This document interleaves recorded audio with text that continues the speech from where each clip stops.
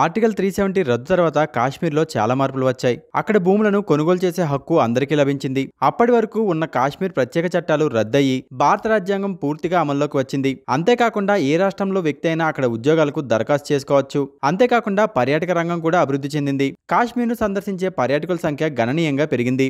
బాలీవుడ్తో పాటు ఇతర భాషా చిత్రాల చిత్రీకరణ కూడా పెరిగింది. ఓ మాటలో చెప్పాలంటే ఆర్టికల్ 370 రద్దు తర్వాత కాశ్మీర్ లోయలో పరిస్థితి బాగుందన్న ప్రచారం బాగా సాగుతోంది.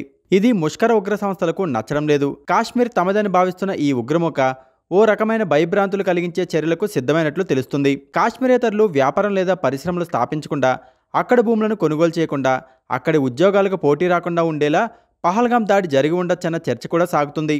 గతంలో ఉగ్రవాదుల దుశ్చర్యల వల్ల దేశీయ, అంతర్జాతీయ పర్యాటకులు కాశ్మీర్లోయకు రావడానికి జంకెవారు. ఆర్టికల్ 370 రద్దు తర్వాత పర్యాటకుల సంఖ్య పెరిగింది. వారికి అవసరమైన సదుపాయాలు ప్రభుత్వాలు కల్పించాయి. ఈ కారణంగా పర్యాటకులను లక్ష్యంగా చేసుకుని హింసకు దిగితే దేశీయంగా, అంతర్జాతీయంగా ఓ ఉలికిపాటు కలిగించవచ్చన్నది టీఆర్ఎఫ్ నేతలు, పాక్ సైనిక నాయకత్వ దుష్టబుద్ధిగా అంతర్జాతీయ భద్రతా నిపుణులు చెబుతున్నారు.